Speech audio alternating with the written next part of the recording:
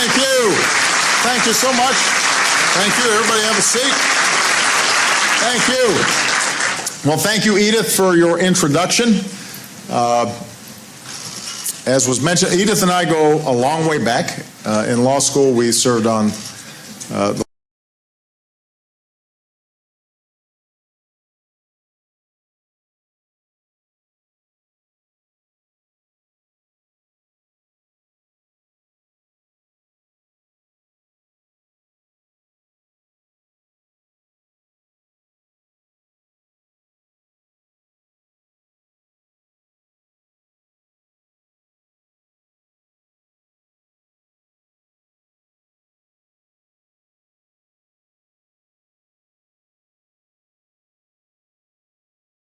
back.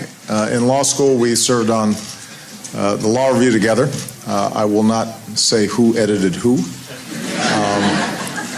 I will say she looks exactly the same, and I do not.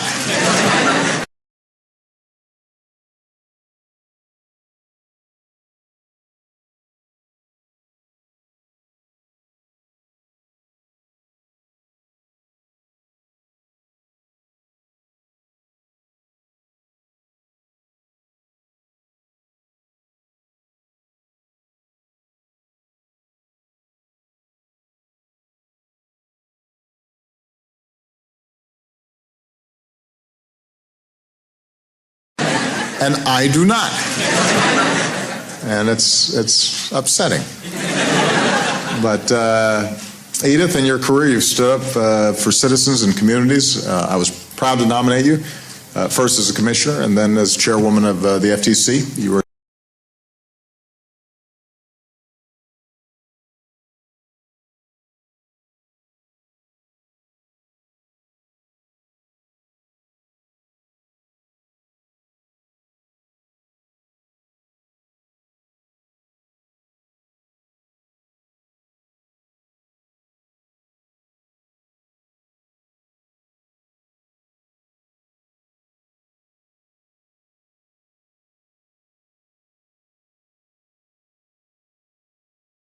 then as chairwoman of the FTC. You are doing an outstanding job, as are your fellow commissioners, and we very much appreciate your outstanding efforts.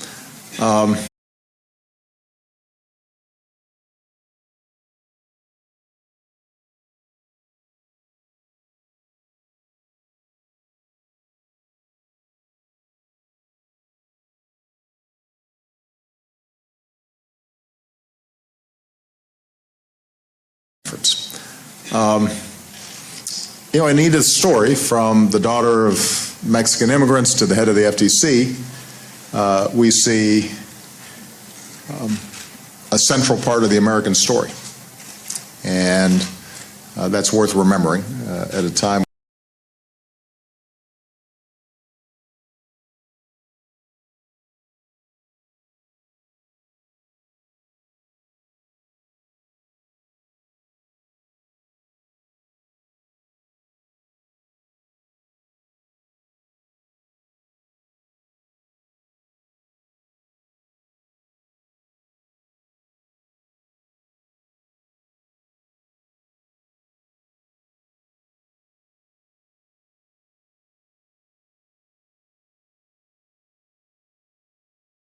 and that's worth remembering at a time when you know, those are issues that we're debating all the time.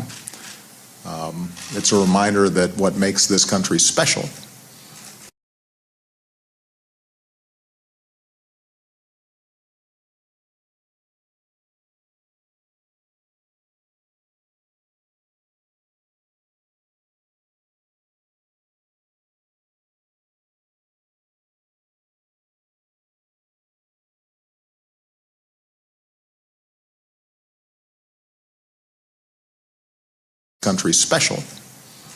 is the incredible talent that we draw from all around the world, and somehow it all merges into something unique, America.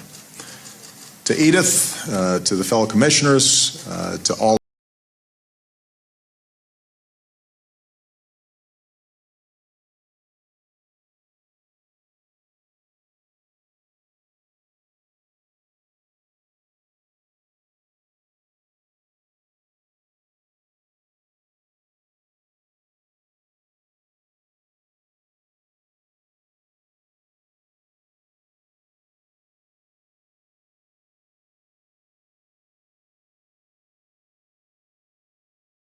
To Edith, to the fellow commissioners, to all of you who work at the FTC, thanks for welcoming me. I'm told I may be the first president to come to the FTC in nearly 80 years.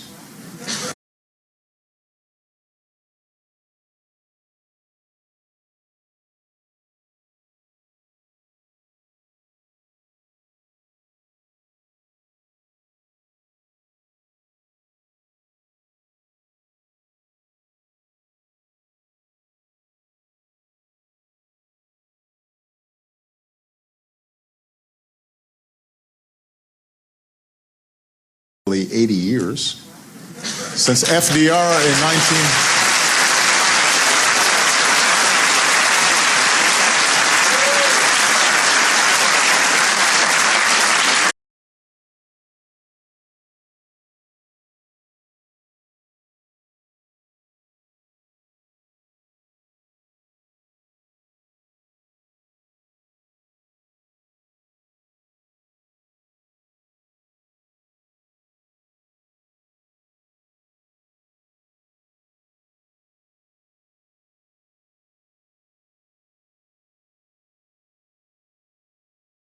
Presidents would just come here by accident. Yeah, they ended up in the wrong building.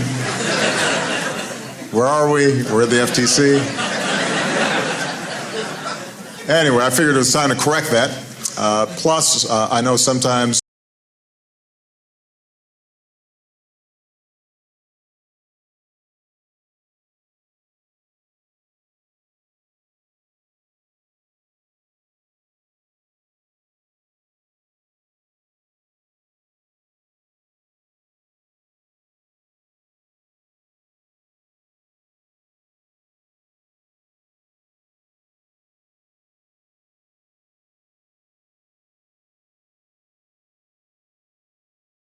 correct that. Plus, I know sometimes your name confuses folks. They don't always understand what your mission is.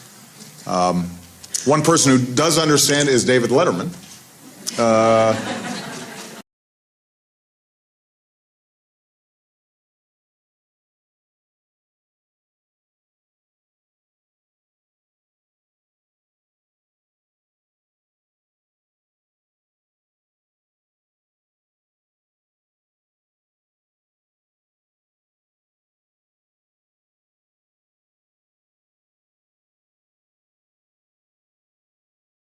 David Letterman.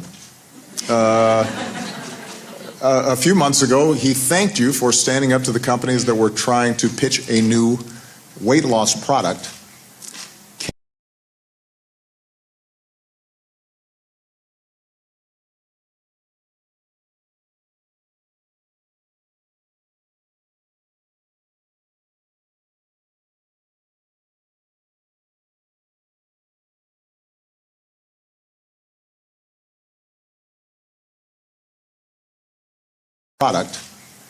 Caffeine-laced undergarments. I'm actually not making this up. You ruled that these products were not substantiated by scientific evidence. So thank you for saving America.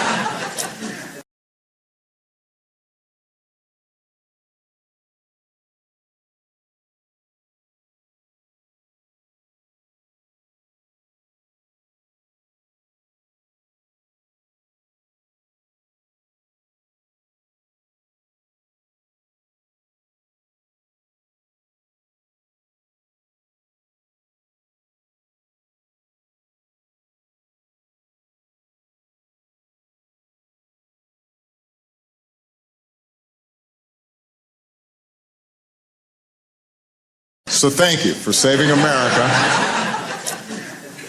from caffeine-laced undergarments. These companies owed consumers a refund. And that was just the latest example. Because as Edith said, you recently saw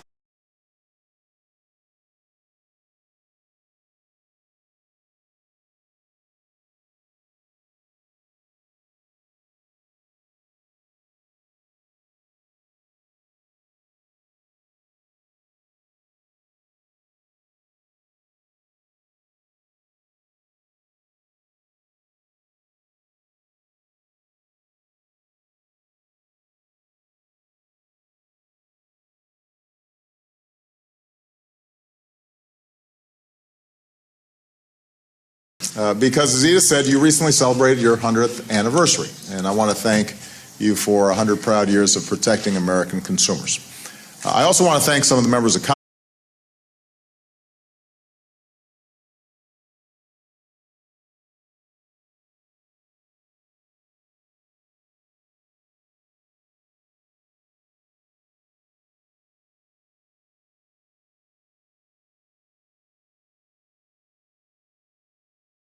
I want to thank some of the members of Congress who are here today, and many of our partners from not just government, but the private sector and consumer and privacy and advocacy groups.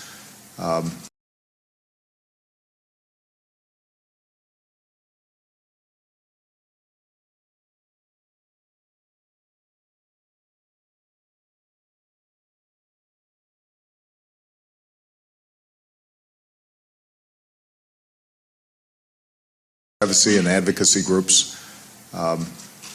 Next week, just up the street, I will deliver the State of the Union address, and it'll be a chance to talk about America's resurgence, including something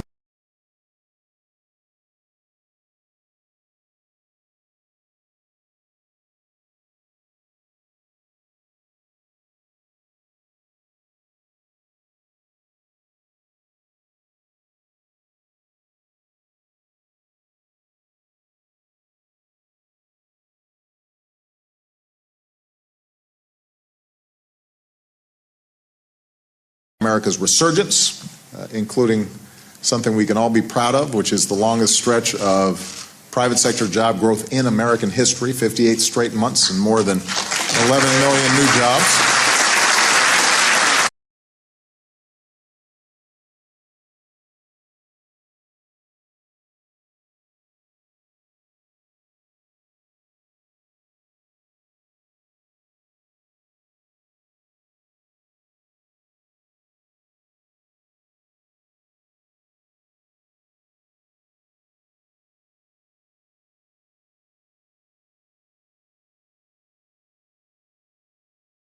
Months and more than 11 million new jobs.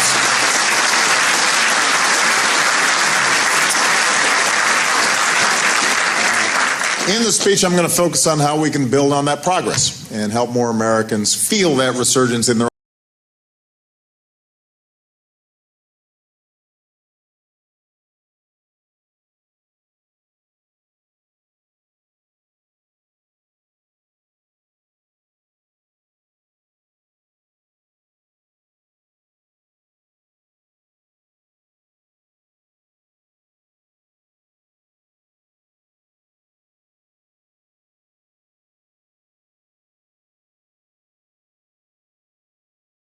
more Americans feel that resurgence in their own lives through higher wages and rising incomes and a growing middle class. But since I've only got 2 years left in this job,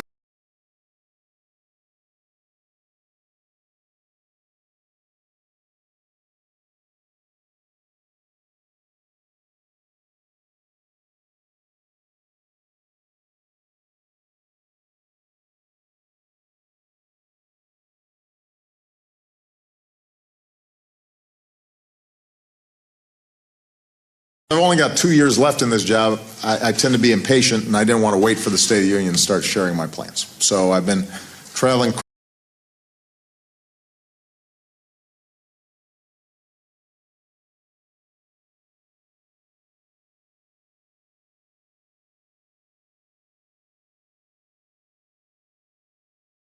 sharing my plans. So I've been traveling across the country, rolling out some of the ideas that we'll be talking about, a little bit of a sneak preview. And in the 21st century, in this dizzying age,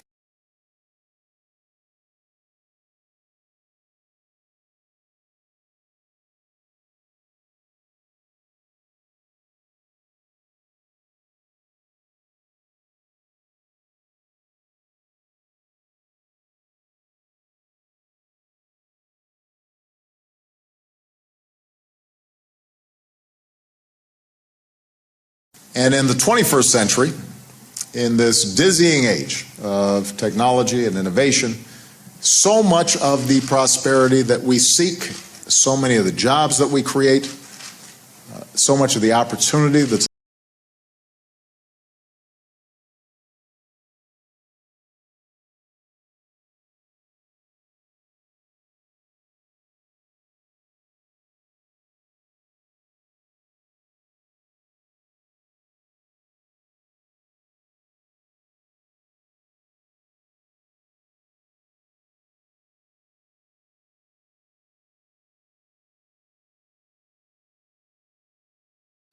so much of the opportunity that's available for the next generation depends on our digital economy.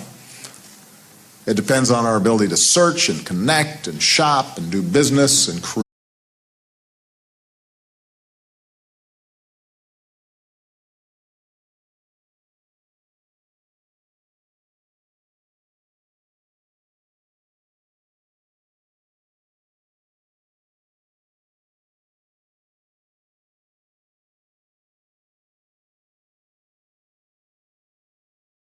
Connect and shop and do business and create and discover and learn online in cyberspace.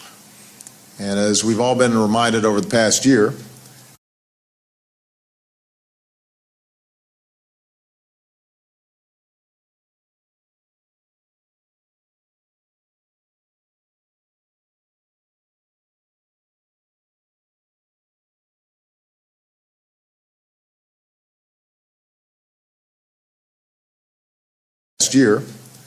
including the hack of Sony, this extraordinary interconnection creates enormous opportunities, but also creates enormous vulnerabilities for us as a nation and for our economy and for a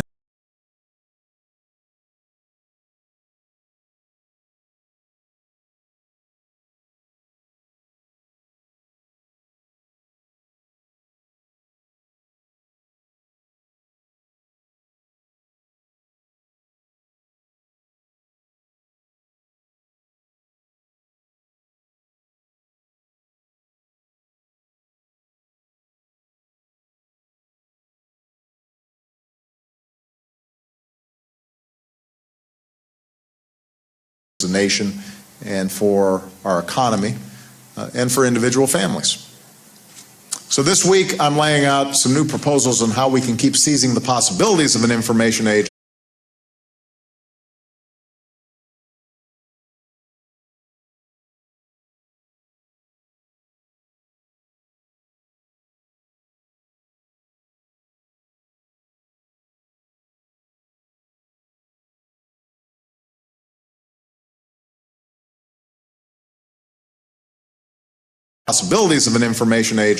while protecting the security and prosperity and values that we all cherish. Today, I'm focusing on how we can better protect American consumers from identity theft,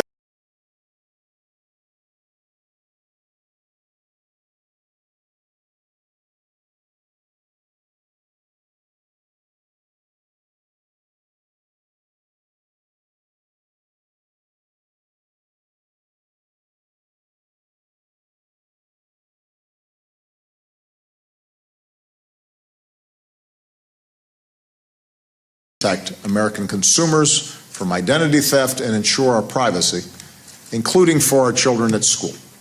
And then tomorrow at the Department of Homeland Security, I'll focus on how we can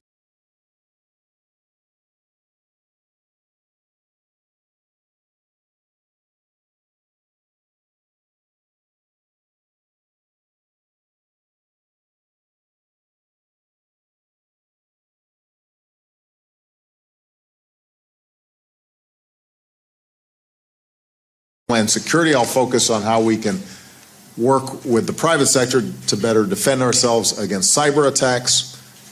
And finally,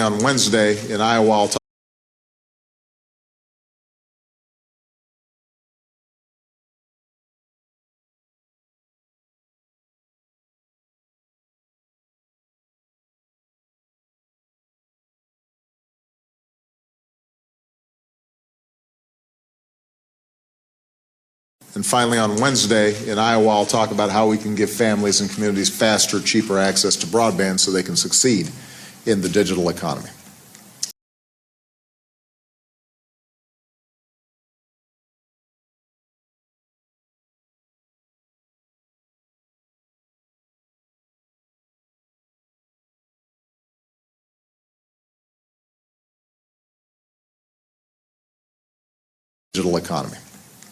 But I want to start here at the FTC because every day you take the lead in making sure that Americans, their hard-earned money, and their privacy are protected, especially when they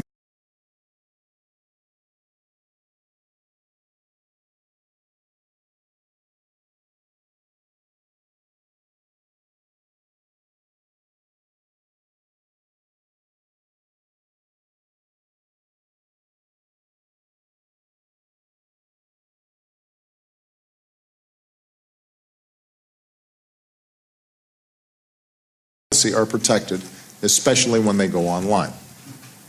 And these days, that's pretty much for everything. Managing our bank accounts, paying our bills,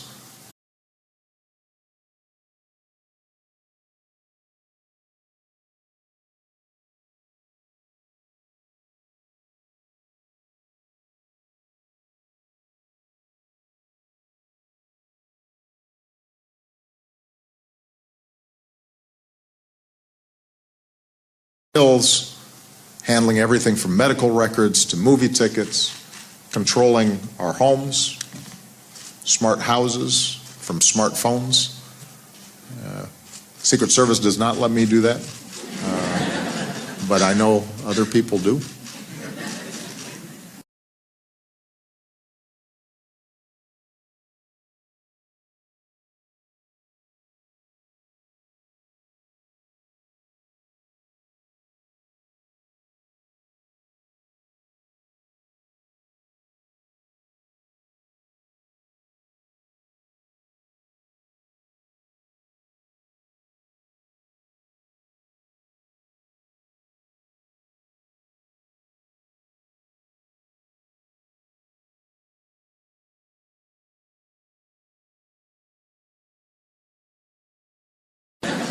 But I know other people do. And with these benefits come risks. Major companies get hacked.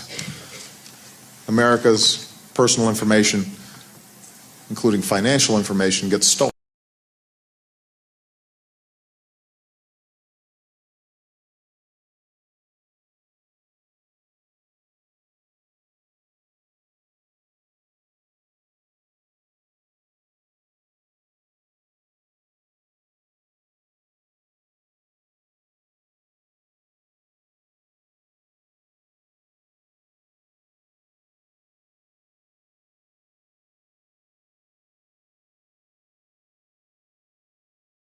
Including financial information, gets stolen. And the problem is growing, and it costs us billions of dollars.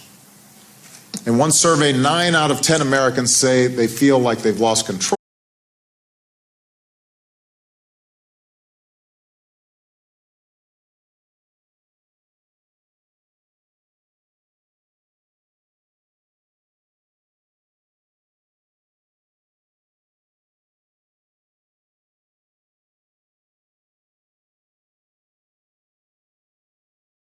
Say they feel like they've lost control of their personal information. In recent breaches, more than 100 million Americans have had their personal data compromised, like credit card information.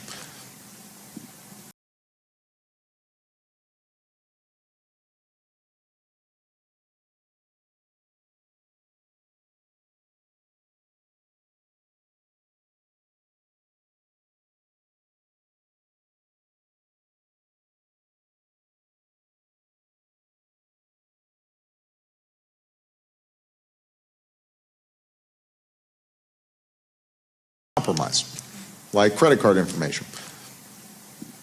When these cyber criminals start racking up charges on your card, it can destroy your credit rating. It can turn your life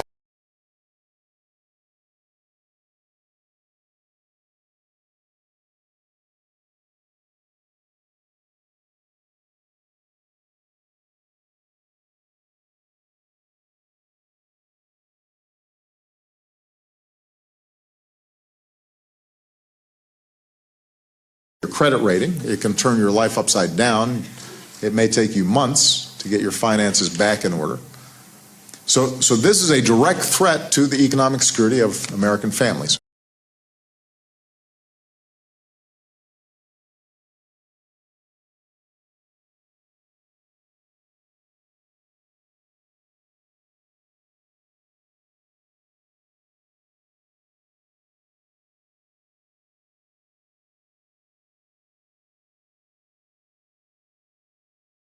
Economic security of American families, and we've got to stop it.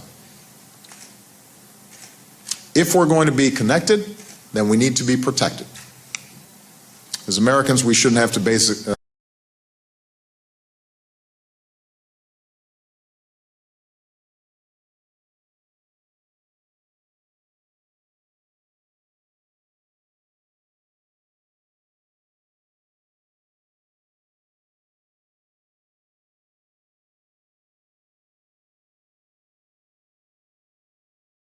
As Americans, we shouldn't have to forfeit our basic privacy when we go online to do our business. And that's why, since I took office, we've been working with the private sector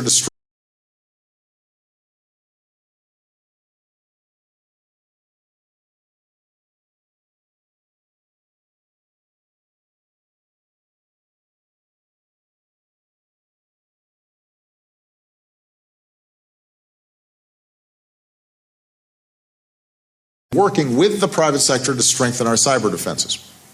A few months ago, we launched our Buy Secure initiative. The federal government and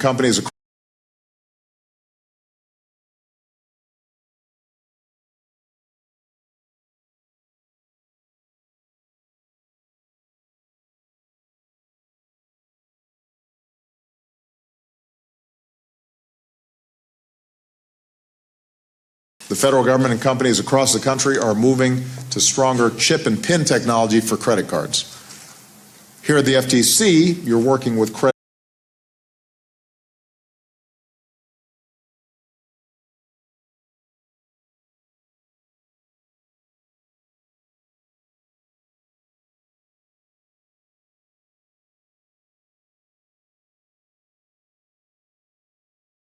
the FTC, you're working with credit bureaus so that victims can recover their stolen identities faster. And every day you're helping consumers with identitytheft.gov.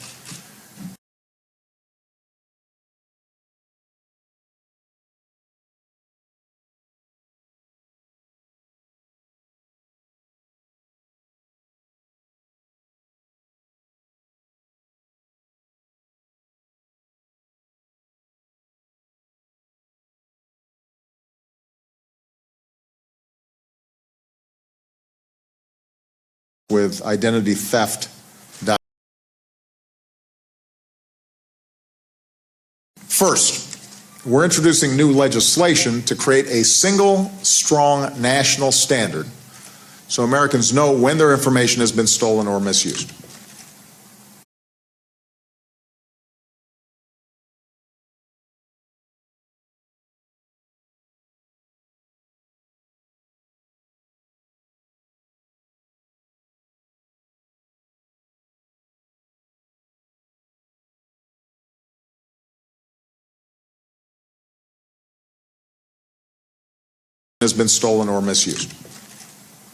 Right now, almost every state has a different law on this, and it's confusing for consumers, and it's confusing for companies, and it's costly too to have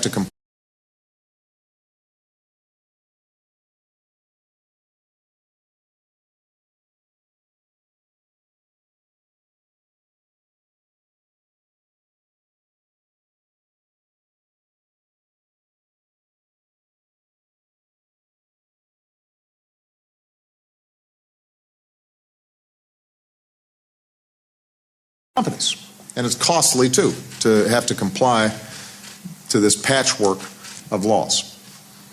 Sometimes folks don't even find out their credit card information has been stolen until they see charges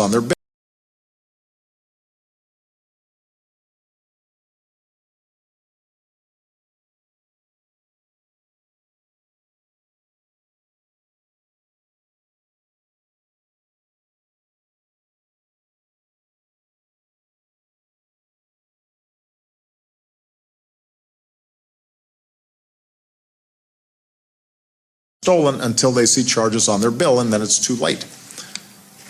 So under the new standard that we're proposing, companies would have to notify consumers of a breach within 30 days.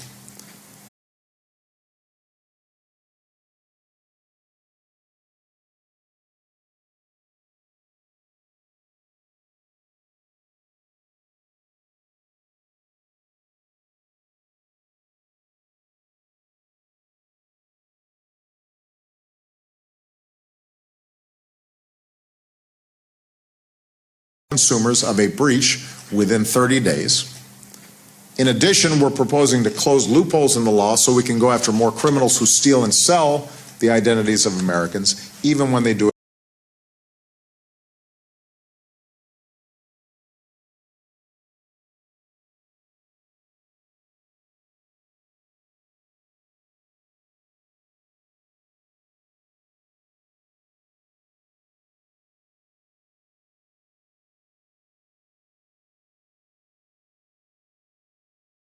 identities of Americans, even when they do it overseas.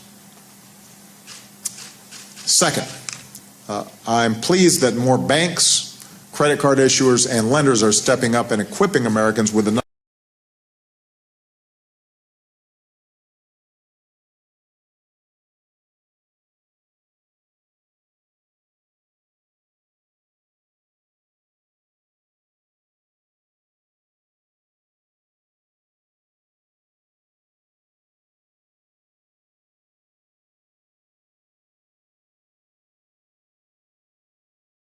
stepping up and equipping Americans with another weapon against identity theft, and that's access to their credit scores free of charge.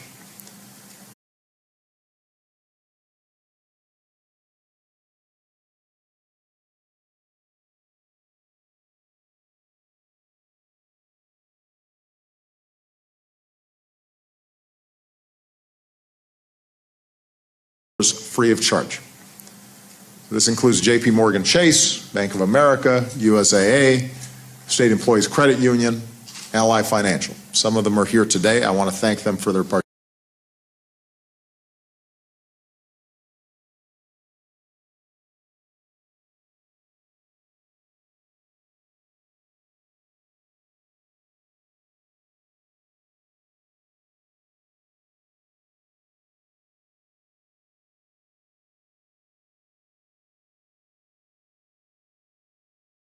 I want to thank them for their participation. This means that a majority of American adults will have free access to their credit score.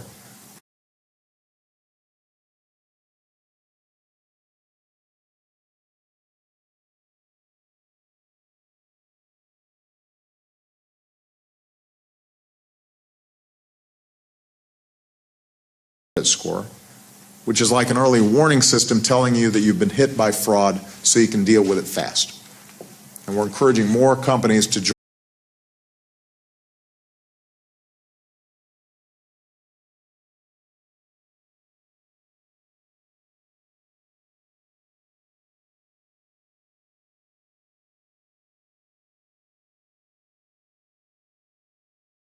And we're encouraging more companies to join this effort every day.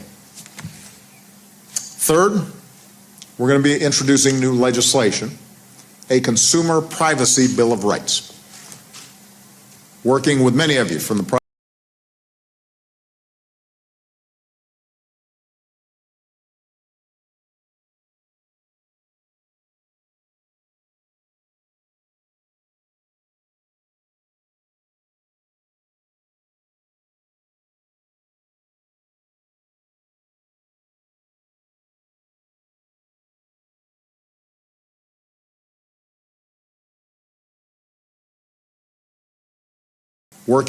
of you from the private sector and advocacy groups, we've identified some basic principles to both protect personal privacy and ensure that industry can keep innovating.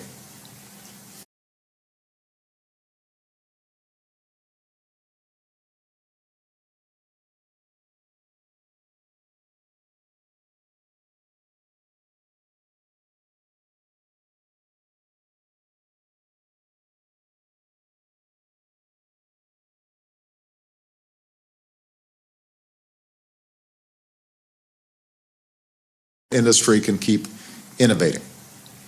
For example, we believe that consumers have the right to decide what personal data companies collect.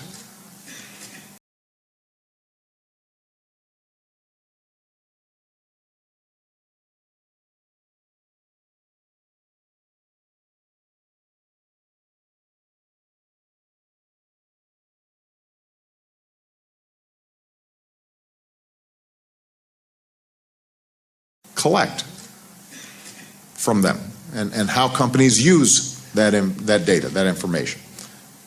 The right to know that your personal information collected for one purpose can't then be misused by a company for a different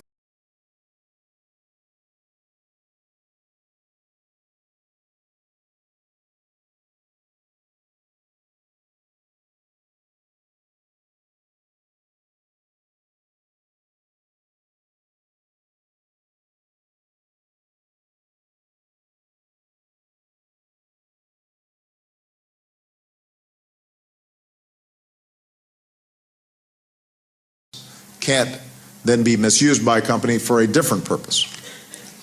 The right to have your information stored securely by companies that are accountable for its use. We believe that there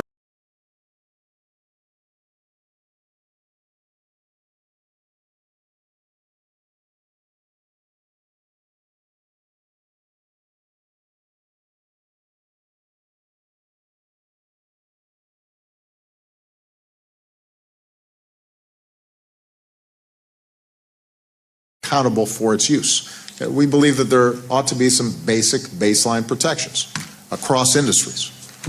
So we're going to be introducing this legislation by the end of next month.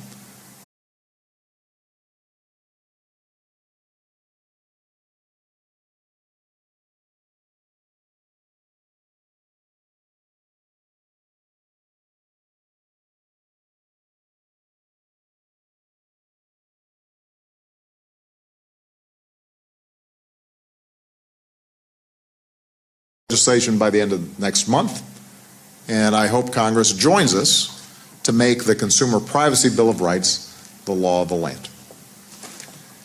And finally, we're taking a series of actions.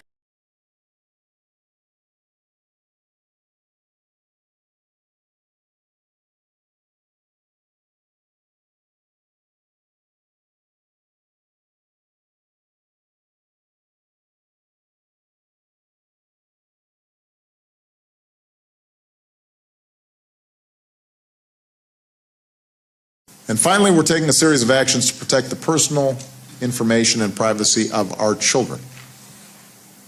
Those of us with kids know how hard this can be.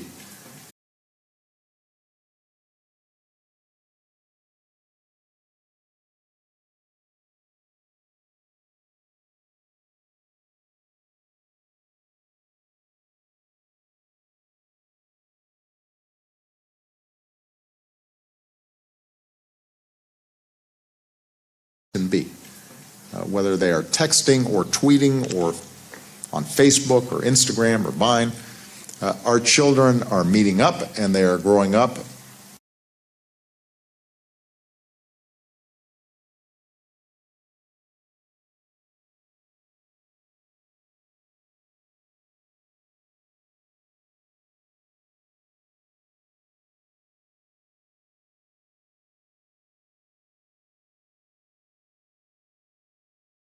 Up in cyberspace. It is all pervasive. And here at the FTC, you've pushed back on companies and apps that collect information on our kids without permission.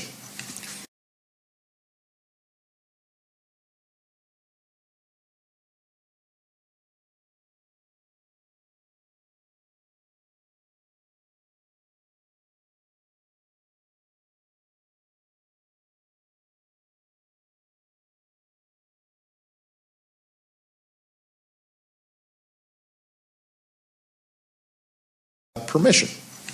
And Michelle and I are like parents everywhere. We want to make sure that our children are being smart and safe online. That's a responsibility of ours as parents.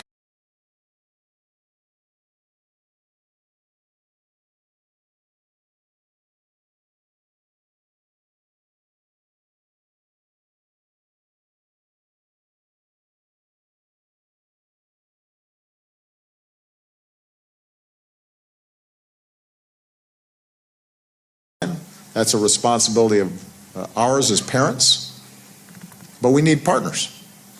And we need a structure that ensures that information is not being gathered without us as parents.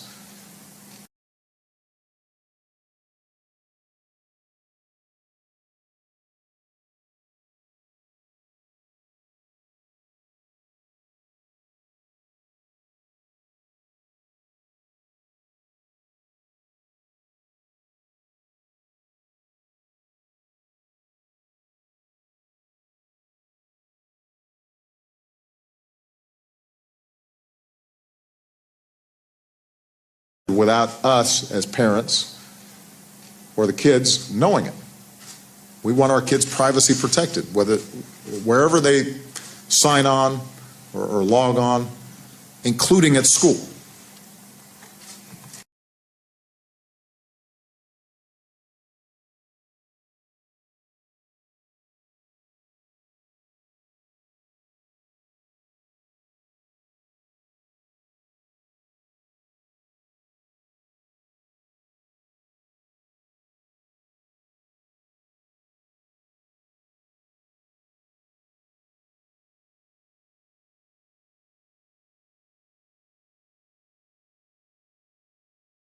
including at school. Now, the good news is we've got new educational technologies that are transforming how our children learn. You've got innovative websites and apps.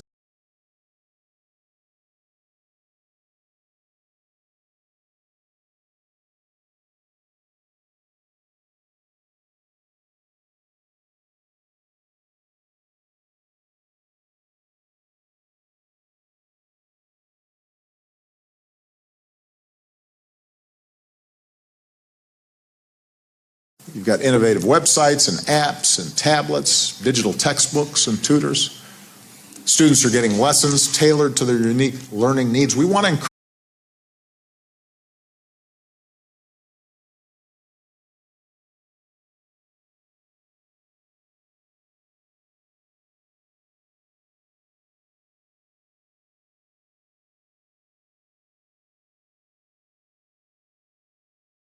unique learning needs. We want to encourage that information, and it also facilitates teachers and parents tracking student progress and grades in real time.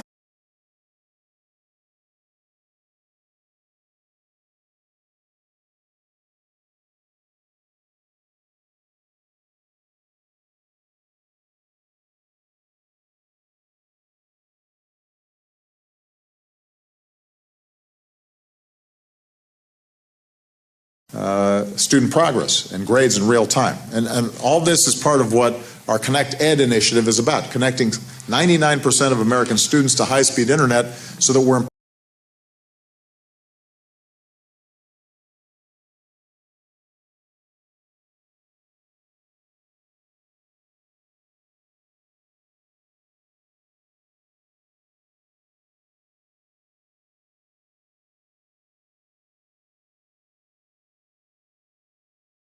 high-speed internet so that we're empowering students, teachers, and parents, and giving them access to worlds they may never have had access to before.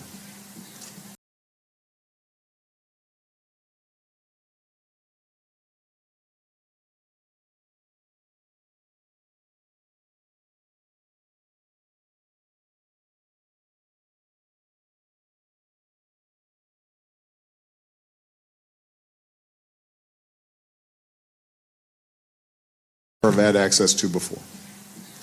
But we've already seen some instances where some companies use educational technologies to collect student data for commercial purposes.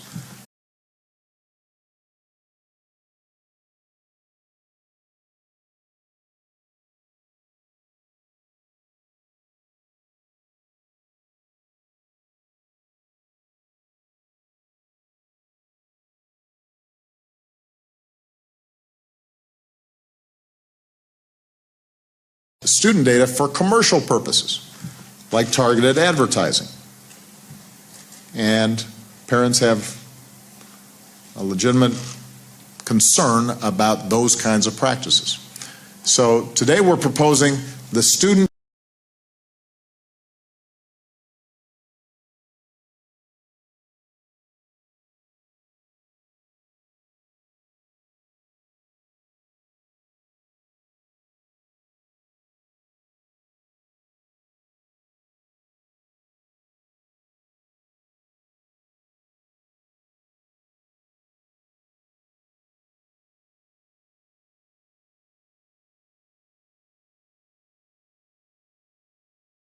So today we're proposing the Student Digital Privacy Act.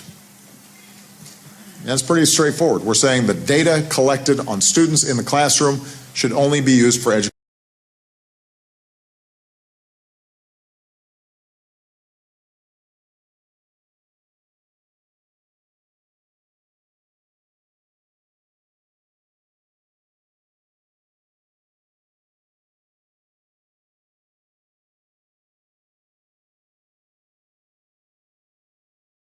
Classroom should only be used for educational purposes, to teach our children, not to market to our children.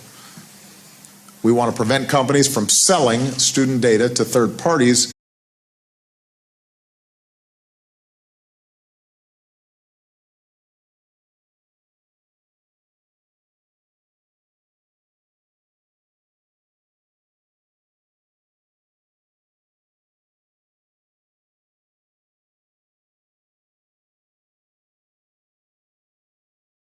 student data to third parties for purposes other than education.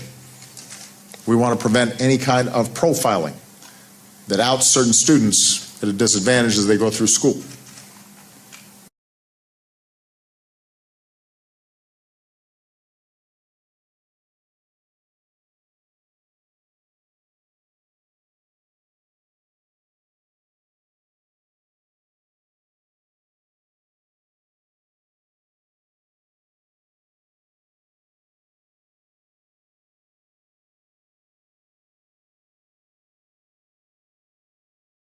Advantage as they go through school.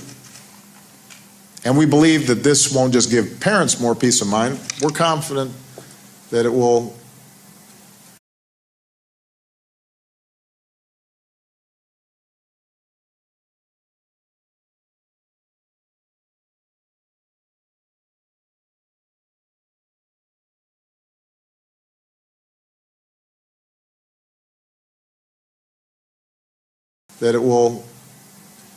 make sure the tools we use in the classroom will actually support the breakthrough research and innovations that we need to keep unlocking new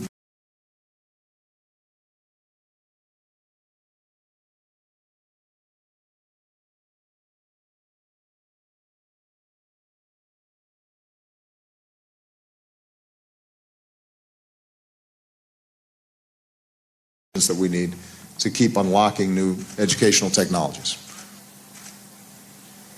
Now, we didn't have to completely reinvent the wheel on this proposal. Many states have proposed similar legislation.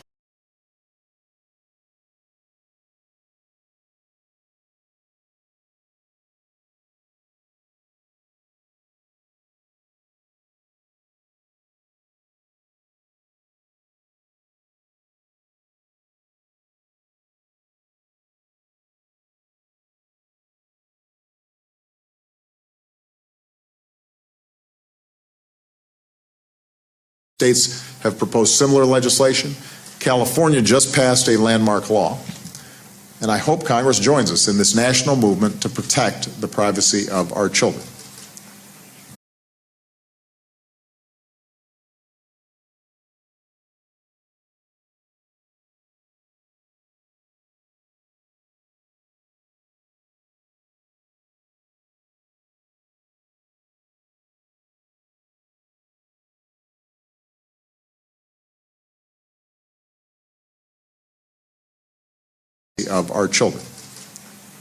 We won't wait for legislation, though. The Department of Education is going to offer new tools to help schools and teachers work with tech companies to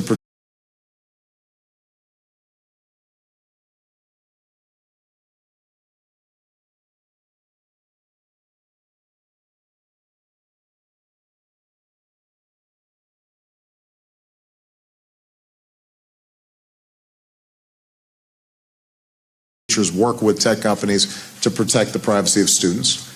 As of today, 75 companies across the country have signed on to a student privacy pledge.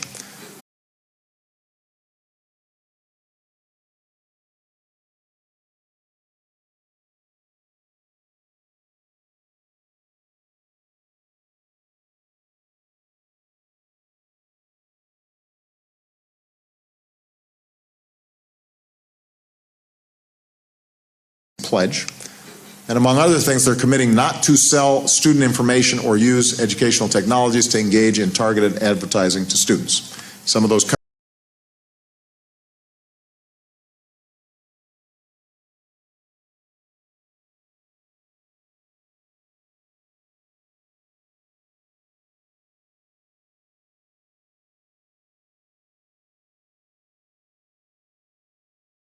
advertising to students. Some of those companies are here today. We want to thank you for your leadership. I want to encourage every company that provides these technologies to our schools to join.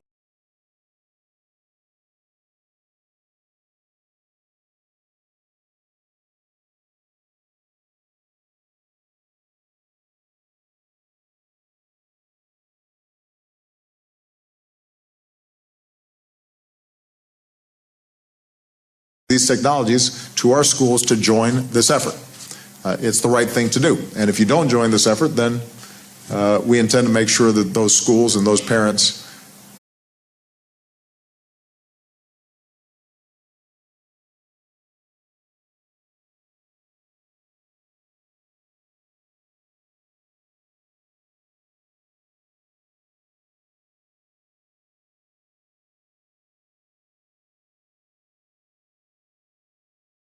schools and those parents know you haven't joined this effort. So this mission, protecting our information and privacy in the information age,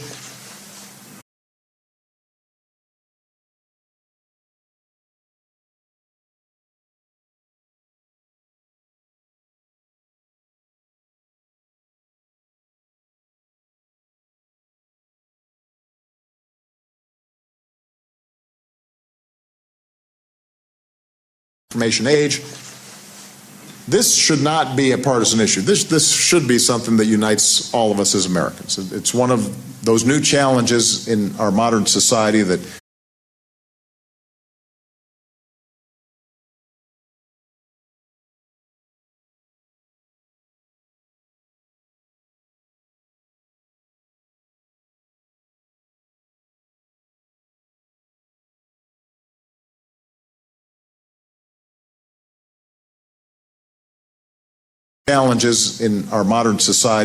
crosses the old divides, transcends politics, transcends ideology, liberal, conservative, Democrat, Republican. Everybody's online.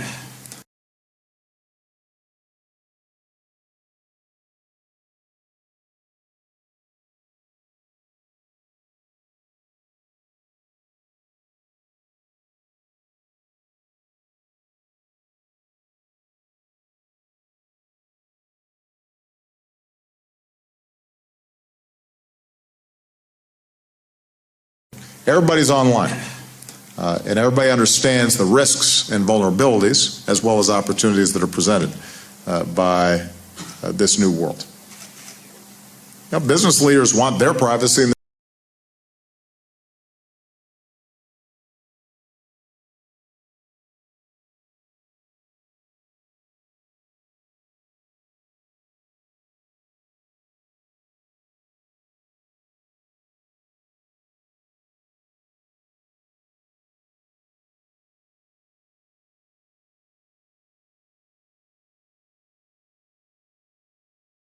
business leaders want their privacy and their children's privacy protected just like everybody else does.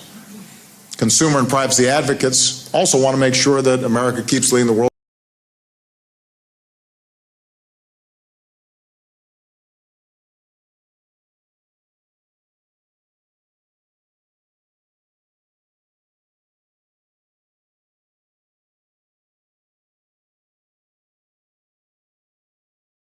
Sure that America keeps leading the world in technology and innovation and apps.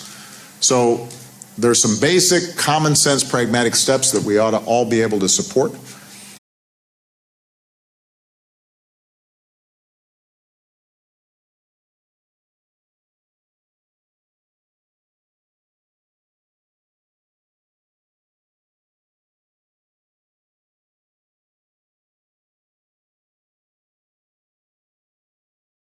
All be able to support, and rather than being at odds, I think that much of this work actually reinforces each other. The more we do to protect consumer information and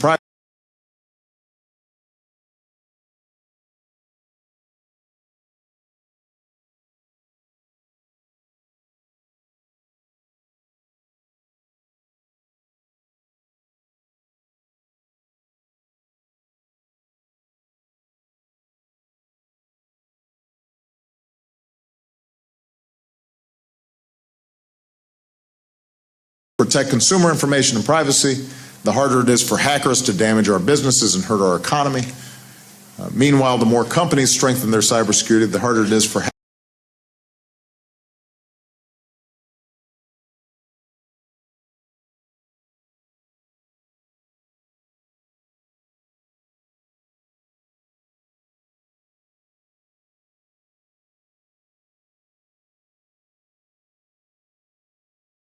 cybersecurity, the harder it is for hackers to steal consumer information and hurt American families. So we've got to all be working together in the same direction.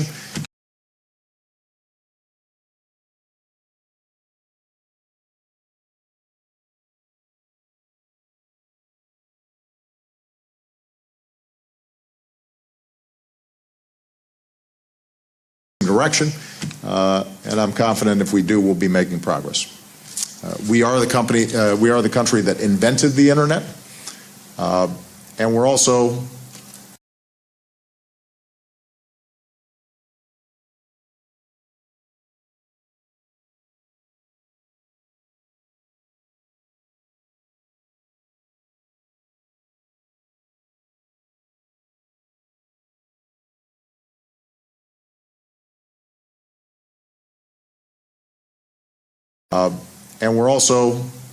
the pioneers of this information age, the creators, the designers, the innovators.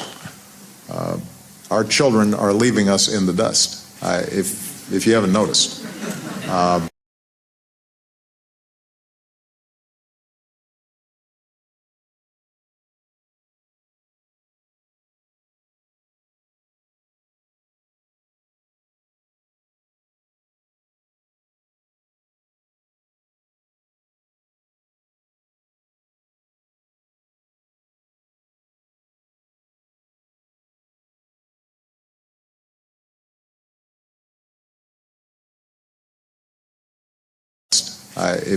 If you haven't noticed.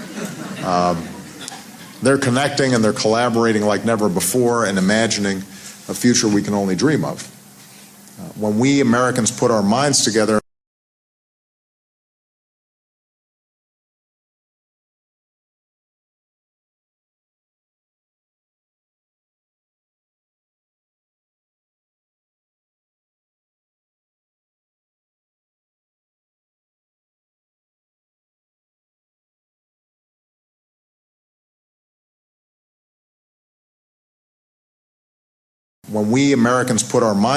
and our shoulder to the wheel, there's nothing we can do. So I'm confident if we keep at this, we can deliver the process.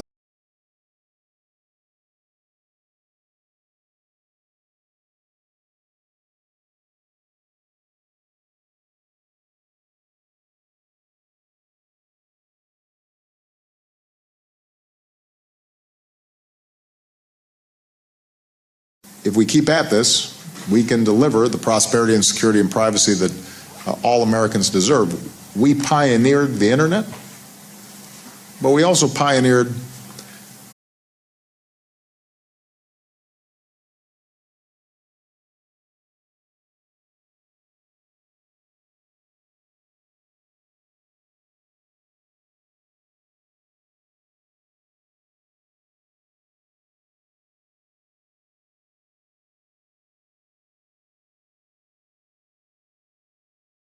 also pioneered the Bill of Rights and a sense that each of us as individuals have a sphere of privacy around us that should not be breached, whether by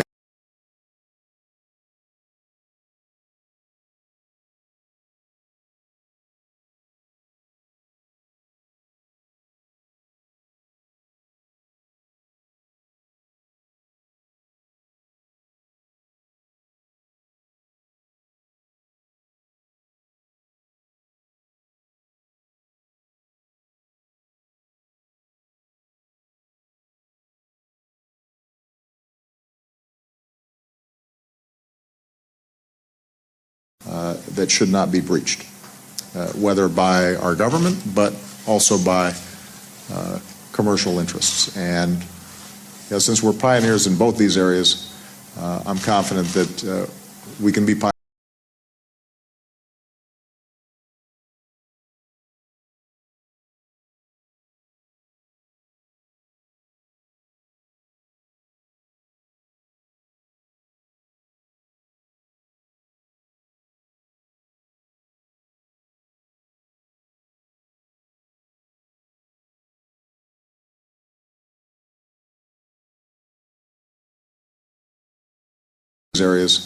I'm confident that we can be pioneers in crafting the kind of architecture that will allow us to both grow, innovate, and preserve those values that are so precious to us as Americans.